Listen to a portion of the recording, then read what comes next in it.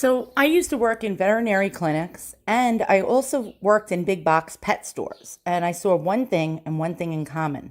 Now, most veterinarians want the best for your pet, but there's unfortunately a percentage of them that are pretty much getting involved in corporations. And so what I'm noticing now here, especially on Long Island, is most small mom and pop veterinary clinics are being sold to corporations such as VCA. And so they're being run out of business with the offer of lots of money to sell their clinics off.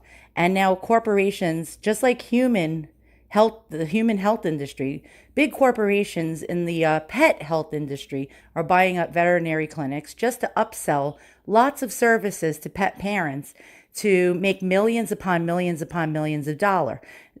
Now, the pet industry, including the pet stores, the pet food, all things pertaining to pet, is $1 billion industry. And I saw the most greediest things in my time working for the big box pet stores, whom I will not name, and veterinary clinics who were brought out by these corporate giants. And so I decided I'm going to start feeding my pets better food than the crap that you can buy commercially. So from the stuff you buy in the grocery store to the big box pet store to the private pet food stores, I decided I'm going to start cooking for my pets because I do not trust anything corporate. I do not trust these big companies to actually tell me that what they're giving me in a bag, basic garbage and kibble that looks like cardboard, and I'm paying 40, 50, $60 a bag and believing them that the picture on their bag with the holistic chicken and the really scrumptious looking steak tidbits is good for my pet when it's not. And I saw lots of dogs and cats die in the veterinary clinics that I was working at, actually die from lots of different diseases due to their diet. Now, veterinarians do not receive very much nutritional training in vet school. It is a known fact. Now, what I saw behind the scenes were big pet food companies actually giving the veterinarians kickbacks for selling their foods. And I'm not going to name the names of the prescription foods they were selling because pretty much that we live in a litigious society, but you can imagine the prescription pet foods that you see at your vet's clinic, 99% of them you will walk in and see them displayed.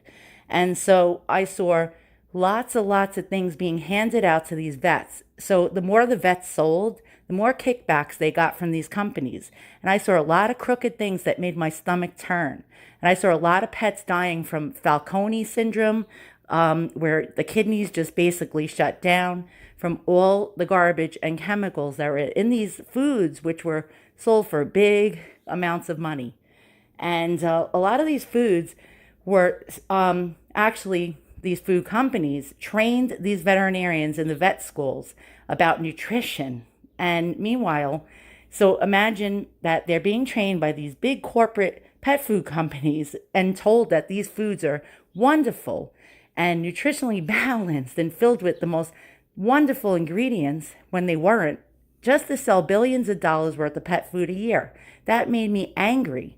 I saw the veterinarians be given tickets to exotic holidays and really exclusive resorts. I actually went along not knowing what was going on while they had big dinners for us at reception halls where there were $200 a plate dinners for all of us, the vet techs to the bookkeeper.